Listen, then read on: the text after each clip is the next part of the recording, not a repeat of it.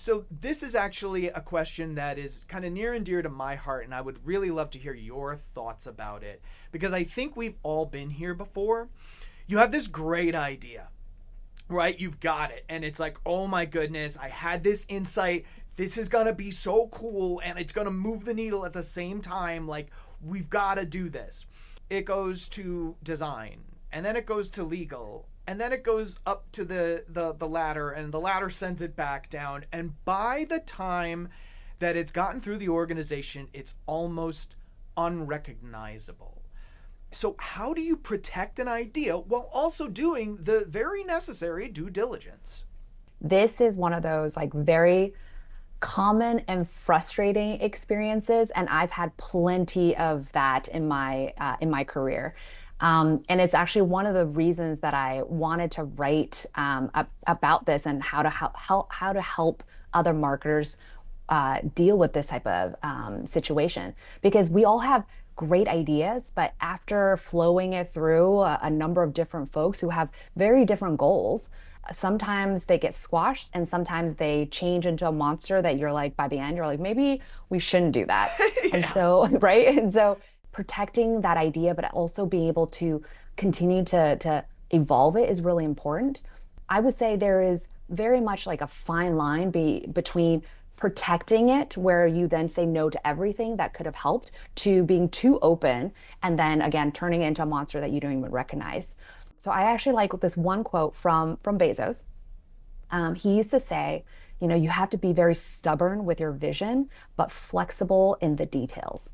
And Like that. right, it's such a good quote. And you know what it tells you is you have to know very clearly what is your vision of that idea. So it goes back to why does the idea matter? How Mm-hmm. does it tie to business? Like, what is it going to help with your business, with your organization? What is it? What customer problem are you solving for? And then that way, that vision, once you answer it, becomes your anchor to your idea.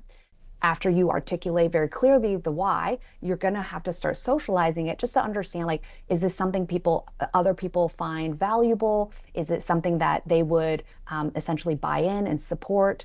But with that anchoring of the why, you can now kind of go out there and socialize.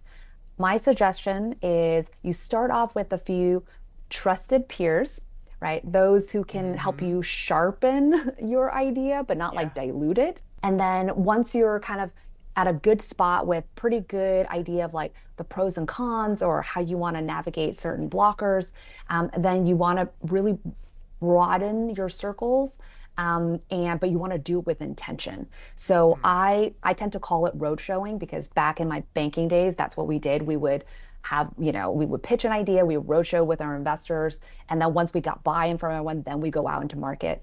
Mm. And it's very similar. Like, once you kind of have done your roadshow, you've understood what are some of the pain points that some of your stakeholders might have, or pain points that your customers might have in addition to what you thought you were solving for.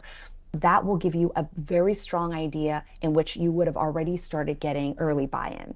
One of the key things, though, I would say in this whole process is you don't have to take every feedback. Mm-hmm. So it means that you have to be discerning and filter, because it goes back to, if the feedback completely changes your vision, right? And it solves a completely different customer problem, not the one that you're solving for, Right. then don't take it.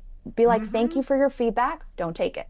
However, if the feedback is really to sharpen your ability to execute the idea, then absolutely be open to it, because those are the types of feedback that's it's the details, right? Like, you want to be Yes. flexible in those details, because at the end of the day, you want your vision to come true. You want the people around you to help you make that come true. So if they have better ideas of how to make it come true, absolutely listen.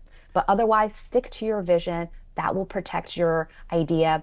And when you get and you do your roadshow and you get all this early buy-in, especially from those who might be blockers, then your idea is going to happen. And then before you know it, it's going to be out in the wild and you're going to be super proud.